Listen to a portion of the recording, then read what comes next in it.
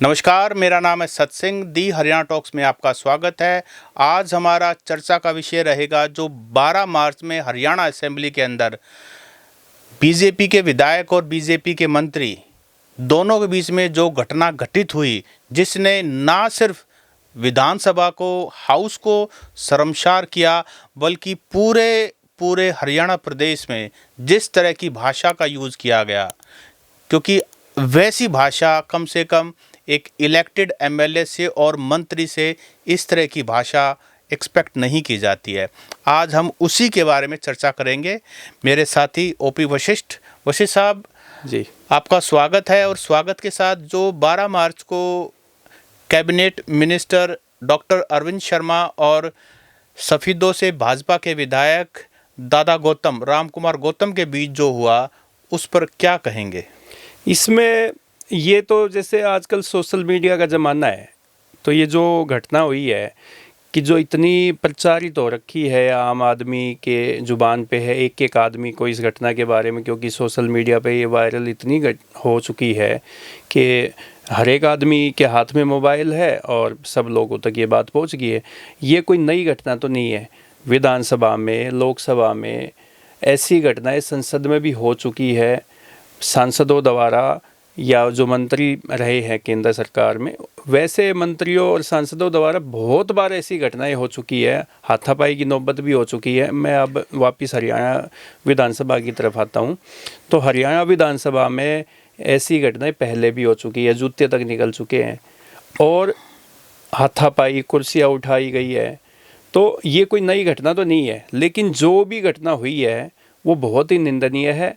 और हर एक आदमी जो भी इस घटना को देख रहा है या सुन रहा है, वो इन दोनों ही जो विधायक और मंत्री हैं उनके बीच में जो कन्वर्सेशन हुई है, जो अमर्यादित संसदीय भाषा का इस्तेमाल किया गया है, उसकी हर आदमी जो निंदा कर रहा है। हमारे ऑडियंस को ये भी बता दें, जो हमारे सब्सक्राइबर हमें देख रहे हैं, कि we look very high upon the are elected MLA and MP, चाहे वो हमारी विधानसभा के हों, चाहे इंडियन पार्लियामेंट में लोकसभा हो या राज्यसभा हो। तो ओपी जी, इसके बावजूद भी एक और बड़ा ही फैक्ट है कि अकॉर्डिंग टू रिकॉर्ड्स हमारे इंडियन पार्लियामेंट में 40% से ज़्यादा ऐसे चुने हुए एमपीज़ हैं जिन्होंने अपने सेल्फ स्worn एफिडेविट्स में अपने क्रिमिनल बैकग्राउंड के बारे में मेंशन किया हुआ है। और हरियाणा की बात करूं, 90 हमारे विधायक होते हैं सभी पार्टीज़ को मिला करके। तो यहाँ पर 12 ऐसे विधायक हैं जिन्होंने अपने बारे में सेल्फ स्worn एफिडेविट्स में, जैसे चुनाव लड़ने के लिए एफिडेविट देना होता है, तो उसके अंदर मेंशन किया हुआ है कि उनके ऊपर क्रिमिनल केसेस पेंडिंग है। हम ये नहीं कह रहे कि वो क्रिमिनल जो केसेस हैं वो सही हैं, गलत है, but they have got FIR registered against them. और हम सभी, क्योंकि ये जो चुने हुए विधायक हैं, इनको एक तरह से भाग्य विधाता भी कहते हैं, क्योंकि ये कानून बनाते हैं और वो कानून पूरी हमारी जो पब्लिक है, जनता है, सभी पर लागू होती है। और इनसे इस तरह की जो भाषा निकल के आई, वो भाषा हालांकि जो हमारे स्पीकर साहब हैं उन्होंने उनको एक्सपंज कर दिया है, यानी कि वो हाउस के रिकॉर्डिंग में नहीं गई है, but it was very very unfortunate. देखो, भारतीय जो संविधान है ना, इंडियन कॉन्स्टिट्यूशन, वो लचीला इसलिए कहा जाता है कि उसमें कोई भी आदमी फिट हो सकता है। जो पॉलिटिशियन है, जो चुनाव लड़ने वाला व्यक्ति है, उसके लिए तो बहुत सारे ऐसे विकल्प दिए गए हैं कि वो कहीं ना कहीं किसी न किसी तरीके से चुनाव लड़ सकता है। जेल में बैठ के चुनाव लड़ सकता है। आपने कहा कि इतने क्रिमिनल हिस्ट्री है काफ़ी, जो ऑन रिकॉर्ड है, विधायक है और भी बहुत सारे लोग हैं। तो ये अपना संविधान जो है ना, वो ऐसी छूट देता है, ऐसा लचीला संविधान है कि जब तक वो दोषी सिद्ध ना हो जाए वो चुनाव लड़ सकता। जेल से भी लड़ चुके हैं और जीतते भी हैं। इसमें 2025 का जो इलेक्शन है, इसमें भी ऐसे कई सांसद हैं जो जेल में बैठे हुए थे और चुनाव लड़ा, जीत गए। देखिए, उसके पीछे जो हमारे निर्माता हैं, उन्होंने ऑब्वियसली ये सोचा होगा कि जब पॉलिटिक्स की बात आती है तो आपका पॉलिटिकल अपोनेंट आपके खिलाफ कॉन्स्पिरेसी भी रच सकता है। जो पार्टी पावर में है वो अपने विरोधियों को चित करने के लिए, बदनाम करने के लिए वो इस तरह के हथकंडे अपना सकते हैं। लचीला तो दिया गया इसलिए था, लेकिन आजकल तो जो देखा जा रहा है, अगर आपके पास मनी बैग्स है, मसल पावर है, तो आप विधायक बनिए ना, आप एमपी बनिए ना। एक ये ट्रेंड जो है ना वो भी चला आ रहा है। देखो, ये जो हरियाणा विधानसभा के बजट सत्र में 12 मार्च की आप बात कर रहे हो, जो डॉक्टर अरविंद शर्मा जो सांसद विधायक है और मंत्री है, और भाजपा के ही विधायक सफ़ीदों से राम कुमार गौतम, जो काफ़ी मुझे लगता है कि वो वयोवृद्ध विधायक है। वो वयोवृद्ध तो हैं, लेकिन वो अंग्रेजी में कहते हैं लूज कैनन है। वो कब क्या बोल दे। सबसे बड़ा एम्बैरेसमेंट वो जननायक जनता पार्टी के नेता दुष्यंत चौटाला के लिए, पूरे हरियाणा ने उनके तो मैं चटीले जो है वही ना, मैं बात में वही मैं आना चाह रहा हूँ कि ये जो मुझे नहीं लगता कि ये जो घटना हुई है उस दिन, ये कोई पहले से ही प्री प्लान्ड थी या और कोई उनकी मंशा ऐसी थी। मुझे नहीं लगता कि ऐसी मंशा थी, लेकिन वो जो लाइमलाइट में आने के लिए जो लोग ठहाके लगा के हंसते हैं और वो सब चीज़ें होती हैं ना, ये उसके लहजे में ये बात कही गई होगी राम कुमार गौतम ने, क्योंकि वो पहले भी आपने देखा होगा, जिस जननायक जनता पार्टी की टिकट पे 2019 में नारनौल से विधायक बने और जब उनको मंत्रालय नहीं मिला, वो तो चाह रहे थे कि दुष्यंत चौटाला जो है वो उनको एक पद दे दे। तो उन्होंने कहा था कि भाई खोपर है, अकेला अकेला खा गया, ये तो कितना रील वायरल जिम गया। तो ये जो उनकी वो थी, ये आज भी इतनी वायरल है ये चीज़ें। तो इसके अलावा भी उन्होंने काफ़ी बार अपनी स्टेटमेंट में ऐसी ऐसी बातें कही हैं जो कि सोशल मीडिया पे बहुत तेज़ी से वायरल होती है और उसको ना लोग बड़े चटीले लगा लगा के सुनते हैं। तो राम कुमार गौतम का जो लहजा था, उन्होंने अरविंद शर्मा पे वो इसीलिए ये कहा था। हालांकि अरविंद शर्मा की तो जलेबियों से ये जो बात शुरू हुई थी, गोहाना की जलेबी, गोहाना से विधायक है अरविंद शर्मा। तो ये गोहाना की जलेबियों की चर्चा इसलिए की गई थी कि अरविंद शर्मा का ये कहना था, उन्होंने एक तरीके से नायब सैनी जो मुख्यमंत्री हैं या पूर्व मुख्यमंत्री मनोहर लाल, उनकी अप्रिसिएशन में गोहाना की जलेबियों का जिक्र किया था कि उन्होंने गोहाना के लिए कई घोषणाएं पहले की थी, कई पूरी हो चुकी है और कई पूरी होनी है, जैसे ज़िला बनाने की कोई बात थी। तो वो जलेबियों का जिक्र इसलिए किया था, वो इनडायरेक्ट उनका कहना यही था कि भाई गोहाना के लिए कुछ काम हो चुके हैं, कुछ काम और हो जाएंगे।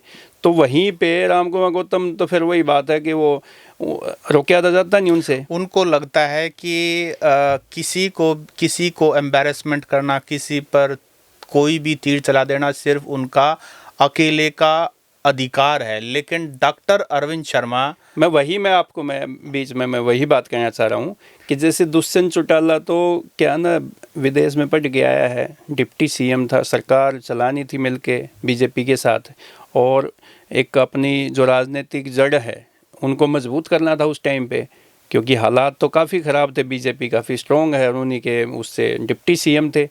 तो वो तो चुप रहे कि कल बात आगे ना बढ़ जाए, वो चुप थे, शांति। उनको ये पता था, वो कहते हैं ना कि एक कहावत भी है कि किसी ने एक आदमी को थप्पड़ मारा तो उसने उसको 10 रुपये इनाम में दे दिए। वो शाया आदमी था। जैसे उसने 10 रुपये मिले, वो सोचा यार तेरे तो ऐसे ही थप्पड़ मारने से भाई 10 रुपये इनाम मिलता है। उसने फिर आगे ही जाके एक पहलवान के टेक दिया, तो पहलवान ने फिर नीचे टेक गिर के उसकी ऐसी रजाई ही भर दी। तो उसमें वो दुष्यंत चौटाला को ये पता था कि चुप रहो, ये फिर किसी का बोल लगा, कोई ना कोई अपने आप हो जाएगा इसके साथ। जो 12 मार्च को घटना हुई उसमें आम आदमी का जो रिएक्शन था, मैं ग्रामीण परिवेश के, उन्होंने कहा भाई चलो जो हुआ वो तो गलत हुआ, लेकिन डॉक्टर साहब ने काटा रोग।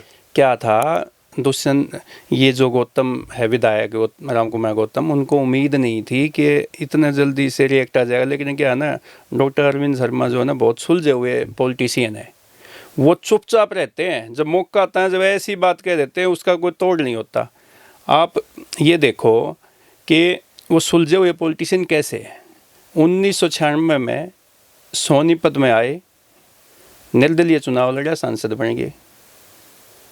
उसके बाद वो शिवसेना में थे, बीएसपी में गए, फिर वो घाट का पानी कांग्रेस में आ गए।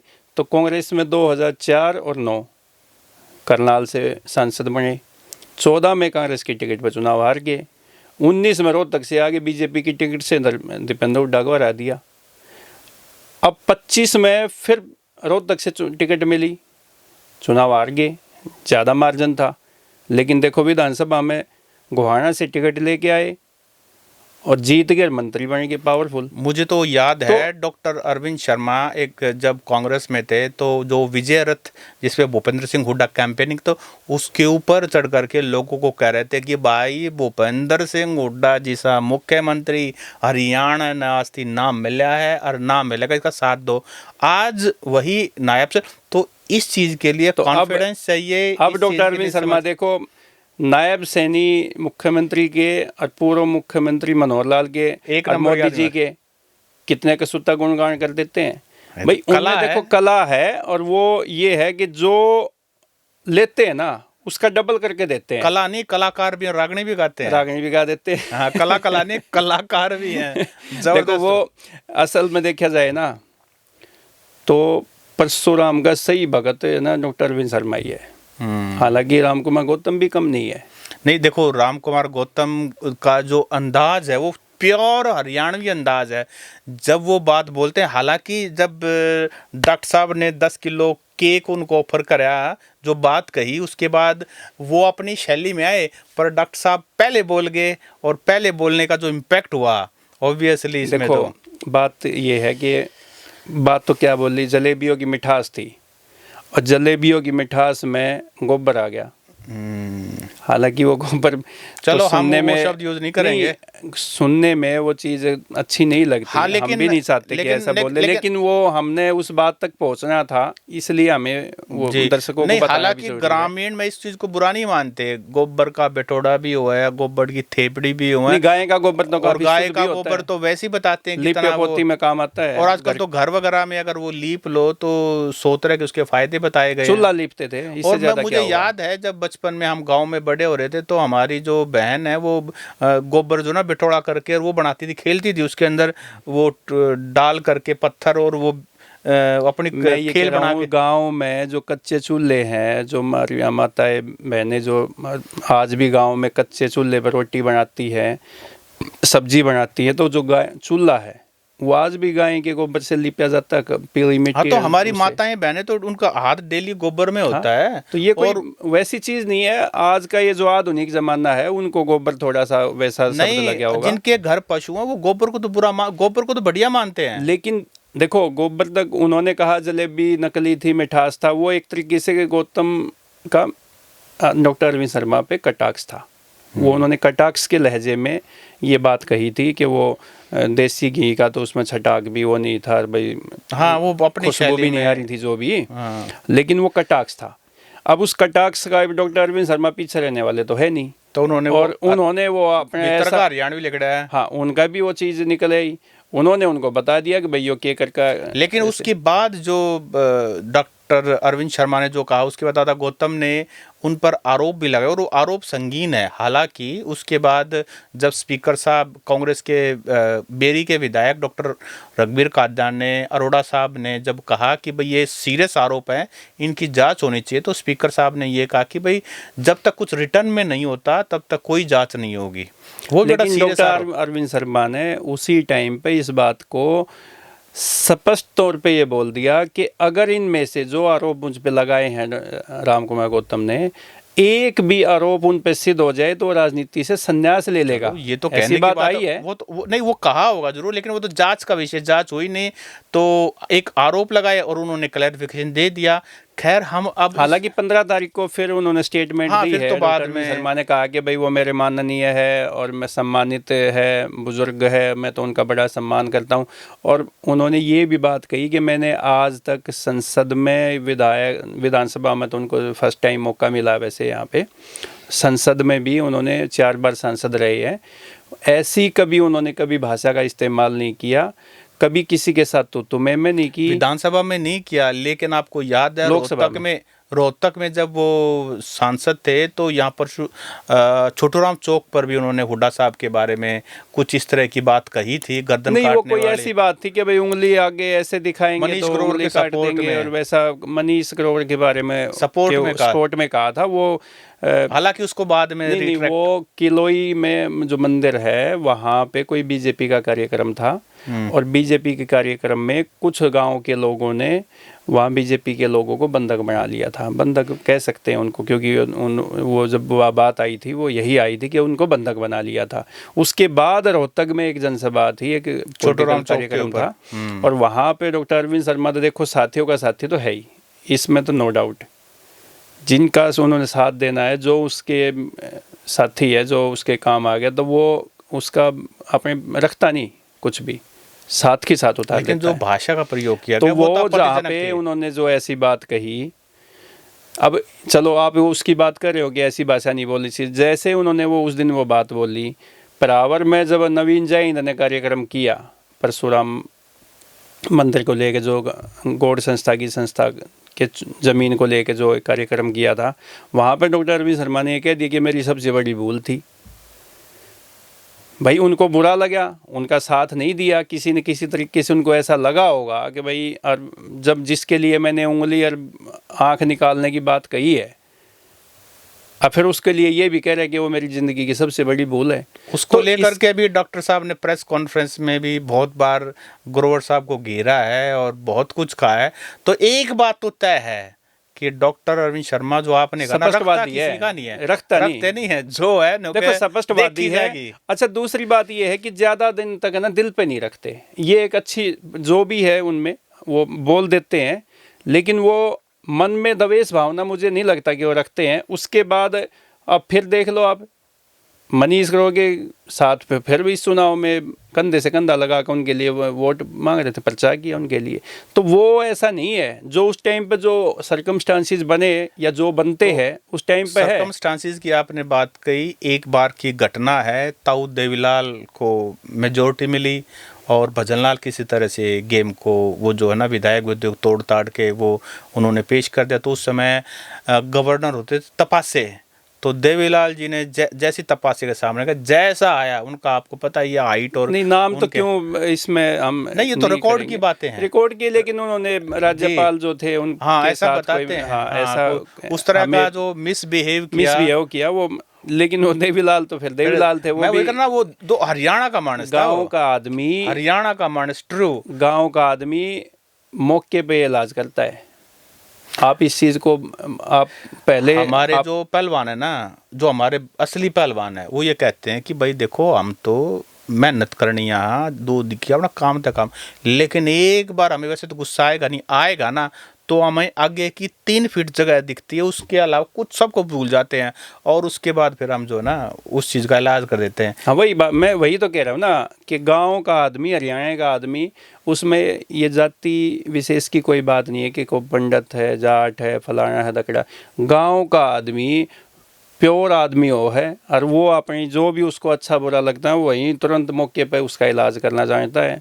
उसके बाद उसके दुष्परिणाम आएंगे, अच्छे परिणाम आएंगे, उनकी कोई चिंता नहीं होती। अगर आप आर्टिफिशियल इंटेलिजेंस के ऊपर अगर आप टाइप करेंगे कि हरियाणा का बेस्ट चीफ मिनिस्टर कौन है, मैंने सुबह ही आज ग्रोक एक ट्विटर का AI प्लेटफॉर्म, उस पर मैंने टाइप किया कि हरियाणा का बेस्ट चीफ मिनिस्टर कौन है, तो नाम निकल के आया। हालांकि उन्होंने कही सब्जेक्टिव मैटर, लेकिन उसमें चौधरी बंसीलाल का नाम निकल के आया, और चौधरी बंसीलाल की जो पर्सनालिटी थी वो 1 मिनट में हिसाब करते थे, वो छोड़ते किसी को नहीं। वो तो स्कूल में चले जाया करते, कोई टीचर नहीं मिला तो उसे उसके सड़का के मोड़ की और मास्टरा की मरोड़ उन्होंने दोनों सीधा कर देगा, ऐसी जगह पे ट्रांसफर मारा करते तो परिवार से मिले भी कई महीने हो जाए। देखो हरियाणा की राजनीति में ये कोई नई बात नहीं है, आप अपने तरीके से इस तरह की टावरिंग पर्सनालिटी भी, बड़ी महान शख्सियतों ने भी इस तरह की मतलब आश्चर्यचकित लोगों को ना एंटरटेनमेंट बीच बीच में दे रखा है। तो मैं वही कह रहा हूँ, जैसे हरियाणा विधानसभा में मैं आपको 1980 की मैं बात बताऊँ तो 1980 में SYL का मुद्दा हुआ था, विधानसभा में कोई चर्चा हुई थी, और उसको लेकर सत्ता पक्ष और विपक्ष के जो विधायक हैं वे आपस में हाथापाई पर उतर गए थे और कुर्सियां तक उठा ली थी। ऐसा ही एक मामला 23 में भी देखने को मिला। अभय सिंह चौटाला और ज्ञानचंद गुप्ता के बीच में भी काफी तू में हुई, काफी है। वो हिसार एयरपोर्ट पे जमीन का कब्जा था, ज्ञानचंद गुप्ता जी मान नहीं रहे थे, और उसके बाद अभय सिंह चौटाला जो है ना, उनका अपना एक अंदाज, अभय सिंह चौटाला क्यों भूलें, उनका तो अंदाज ही अलग था। तो अभय सिंह चौटाला की कमी कुछ डॉक्टर साहब पूरी कर देंगे, दादा गौतम जो है ना मिल के पूरी नहीं पहले डॉक्टर, ये अभय सिंह चौटाला की क्या बात करो, पहले तो कई ऐसे विधायक थे, मंत्री थे कि जो विधानसभा में गूंजते। करण सिंह दलाल को कौन भूल सकता है। करण सिंह दलाल और अभय सिंह चौटाला की भी तू में होगी थी 2018 में विधानसभा में, कोई किसी बात को लेके, और वहां तक तो जूते तक भी निकल गए थे। उनको फिर करण सिंह दलाल को 1 साल के लिए फिर सस्पेंड भी किया, मार्शल्स को बीच में आना पड़ा था, और वो बहुत सारी जो ना सस्पेंड भी किया मेरे ख्याल में, 1 साल के लिए उनको सस्पेंड भी किया। तो ये कोई ऐसी नई बात नहीं है ये, लेकिन क्या है कि दोनों ही ना अपनी अपनी उसके जो कला है ना इनमें बोलने की, और जो जवाबदेही जो है इनकी, डॉक्टर अरविंद शर्मा की और राम कुमार गौतम की, इसलिए ज़्यादा चर्चा में आ रहे हैं। दोनों एक ही पार्टी के आपस में, देखो विधानसभा में या लोकसभा में पक्ष और विपक्ष के तो लड़ते हमने देखे हैं, लेकिन पक्ष के लड़ते, सत्ता पक्ष के लड़ते हमने पहली बार देखे। यो एक नया नहीं, जो आपने कहा कि परशुराम के सही वंशज हैं, तो परशुराम के 2 सही वंशज जो है ना आपस में मैं तो कह रहा हूँ कि मैं तो ये कह रहा हूँ कि इसमें एक कमी हमें खल रही है। वो इसलिए कि जिस टेम्परामेंट की ये जो ये हुआ, घटनाक्रम हुआ, जो टेम्परामेंट के दोनों ये मंत्री जी और अपने विधायक जी हैं, ऐसा एक आदमी की और विधानसभा में कमी खल रही है, वो होना चाहिए। और उसका नाम है नवीन जैन। देखिए वो तो जनता जब आशीर्वाद देगी, लेकिन वो नवीन जैन ने इस मैटर के बारे में अरविंद शर्मा को अल्टीमेटम दिया है कि वो सार्वजनिक रूप से असेंबली के अंदर ही माफ़ी मांगे, क्योंकि उनका अपमान जो है दादा गौतम का असेंबली के अंदर ही हुआ है, तो तभी हम उसको माफ़ी मांगेंगे। सिर्फ मीडिया के सामने नवीन जैन का यहाँ पे एक तरफा अरविंद शर्मा से माफ़ी मांगने का, देखो ये मेरे अपने विचार है कि नवीन जैन को इस मामले में दोनों ही लोगों पे कार्रवाई की मांग करनी चाहिए या उनसे माफ़ी मंगवानी चाहिए। आप बात की, देखो राम कुमार गौतम ने भी डॉक्टर अरविंद शर्मा पे बहुत संगीन आरोप लगाए हैं ना, आप इस बात को भी तो देखिए। आरोप लगाए हैं, तो या तो नवीन जैन को बोलना चाहिए कि भाई राम कुमार गौतम जो विधायक है वो तथ्य दे, एविडेंस दे, और जब ये आरोप लगाए, नहीं तो एक दूसरे के तो कपड़े कोई भी उतार लेगा नहीं, ये बोल के तो भाई पब्लिक में तो आरोप लग ही गए ना। या तो आपके पास कोई एविडेंस है तो फिर तो ठीक है, कागज़ पे लेके आओ, उसको ऑन रिकॉर्ड लेके आओ। ऐसे तो नहीं ना कि भाई कुछ भी किसी के बारे में बोल दे और भाई उसको फिर बाद में कह दे कि ये तो वैसे ही बोल दिया। इसी तरह के एक और नेता हुए हैं, हालांकि उन्होंने असेंबली में तो बहुत बार एम्बैरेसमेंट किया है, लेकिन पब्लिक में भी उनका थे चौधरी हरद्वारी लाल। वो जब कभी वोट मांगने जाते तो लोग उनसे नाराज़, उनको पता है, तो कपड़े काट के जोड़ में घुस जाते हैं। लेकिन वो देखो, वो पब्लिक में अपने आप को वो कहते हैं कलाकार, पॉपुलैरिटी नहीं, कलाकारी बोलते हैं इसको भी, कि उसको ये पता था कि लोगों की भावनाओं के साथ कैसे, उन भावनाओं को कैसे जीत सकते हैं या भावनाओं के साथ कैसे खेल सकते हैं।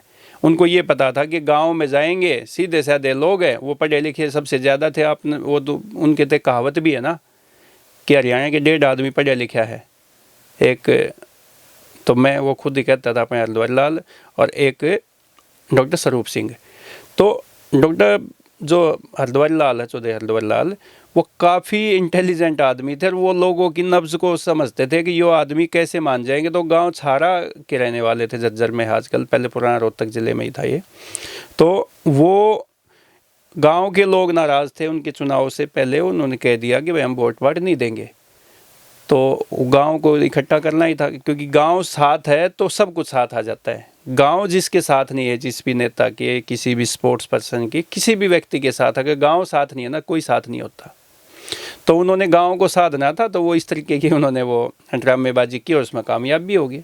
नहीं, जो असेंबली के अंदर हुआ वो भी कोई सही चीज़ नहीं हुई, क्योंकि असेंबली को हमारे जो यंगस्टर हैं वो भी फॉलो करते हैं, और जिस तरह का हमारे लॉ मेकर्स जिस तरह का बिहेवियर रखेंगे, जिस तरह की भाषा का प्रयोग करेंगे, तो उस पर एक असर जो है अच्छा या बुरा उसी हिसाब से पड़ता देखो है। मैं तो आपको ये कहना चाह रहा हूँ कि जो ये घटना हुई है ना, ये राजनेताओं के लिए सबक भी है, नसीहत भी है, और वो भविष्य में ऐसी कोई घटना ना हो या ऐसी स्थिति दो नेताओं के बीच में ना हो, उसके लिए ये एक वो क्या बोलते हैं, उदाहरण भी है। अगर भाई आगे से, क्योंकि वैसे पब्लिक ने, जैसे आप देखो ना, पब्लिक में कितनी किरकिरी हो रही है उन लोगों की। नहीं, वैसे मैं बताऊं, ये कोई हरियाणा असेंबली नहीं, ये बिहार असेंबली में भी, तमिलनाडु असेंबली में जब जयललिता जब उतनी पॉपुलर नहीं थी, और उस समय उनके साथ भी ऐसे हो चुकी हैं।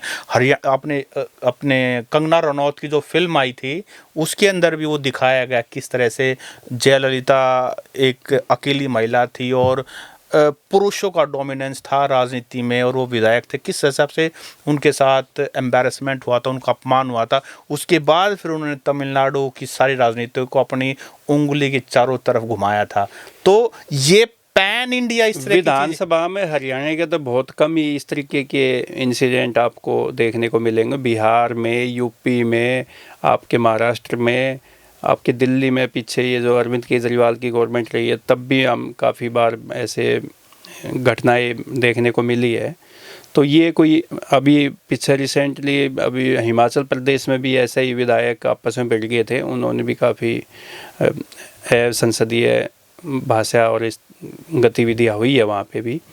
तो ये कोई ऐसा नई बात नहीं है, लेकिन नेता जिनको यूथ है, पब्लिक है, वो अपनी वोट दे के उनसे काफ़ी उम्मीदें ये रखते हैं कि वो संसद में और विधायक जो विधानसभा होती है उनमें उनके इलाके की समस्याएं उठाए, उनके विकास की बात करे, उनके काम जो पब्लिक के जो काम होते हैं वो वहाँ दमदार तरीके से उठाए। लेकिन ये जो आजकल जो आपस में जो ये खींचतान जो है या संसदीय जो भाषा का जो इस्तेमाल होता है, जनता कोई भी अपने नेता से ये उम्मीद नहीं करती, अपेक्षा नहीं रखती कि वो ऐसा, उनका नेता ऐसा होना चाहिए जो विधानसभा में। तो आज की हमारी चर्चा का विषय था जो 12 मार्च को हरियाणा असेंबली में doctor Arvind Sharma, tourism minister, और सफीदों से भाजपा के विधायक राम कुमार गौतम के बीच जो असंसदीय भाषा का प्रयोग हुआ और उससे समाज पर क्या इम्पैक्ट पड़ा, और हमने कुछ ऐसी घटनाओं की बात भी की जो हरियाणा असेंबली में पहले हो चुकी हैं, हरियाणा के राजनेताओं द्वारा इस तरह की घटना को किया। इसके अलावा हरियाणा से बाहर भी अगर आपके भी संज्ञान में कोई ऐसी घटना है, किसी विधायक की, किसी मंत्री की, किसी विपक्ष के नेता की, तो वो आप कमेंट करके ज़रूर बताएं ताकि इस बारे में ज़्यादा से ज़्यादा अवेयरनेस जो है वो स्प्रेड हो सके। ओपी जी, आज का जो हम एपिसोड है वो यहीं ख़त्म करते हैं। आपका बहुत बहुत शुक्रिया। Thank you.